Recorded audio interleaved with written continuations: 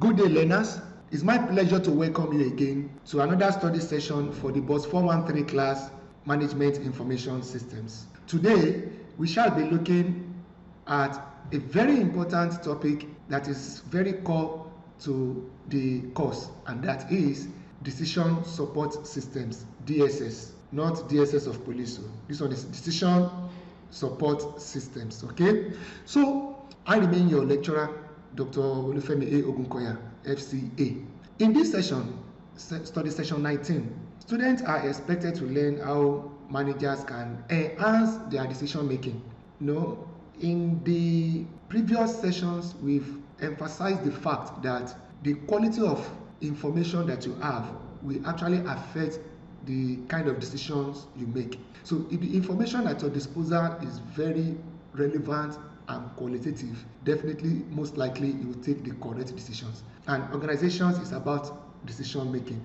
So the DSS, the Decision Support System, is meant to assist decision makers to take good, correct, valid, and progressive decisions. So we will discuss the concept of DSS and its components. We will also look at the various types of DSS and its functions.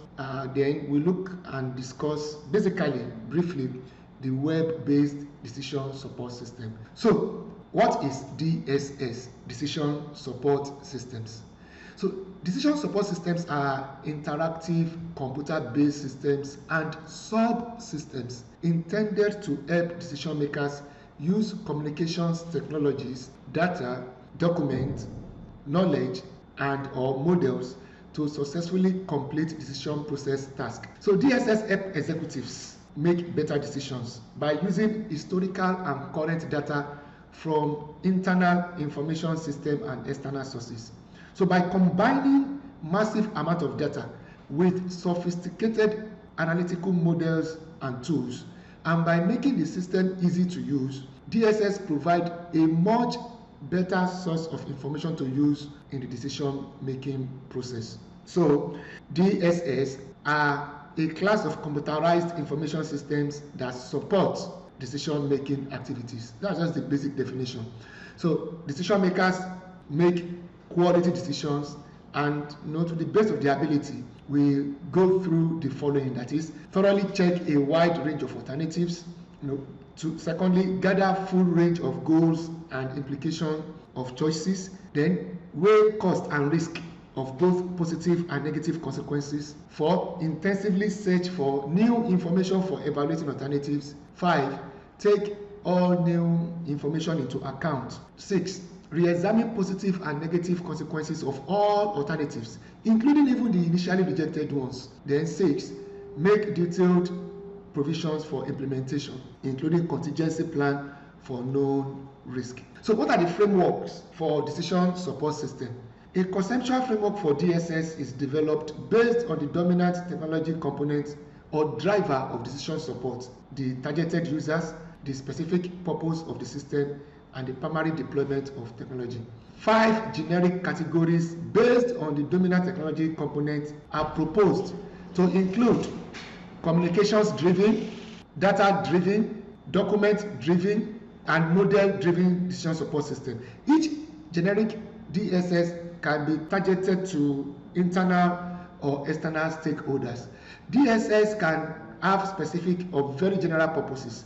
Finally, we should also note that DSS deployment technology may be a mainframe computer, client-server, LAN, web-based architecture, and the goal in proposing a model for DSS framework is to help people understand how to integrate, evaluate, and select appropriate means for supporting and informing decision makers. So basically, we look at the types, and in your materials, you will get them as discussed there, that we have data-driven DSS. So we have various types of decision support systems to include data-driven decision support systems, model-driven decision support systems, knowledge-driven decision support systems, document-driven decision support systems, communication-driven decision support systems, inter-organizational or intra-organizational decision support systems, function-specific or general-purpose decision support systems. These are the types of decision systems that we have.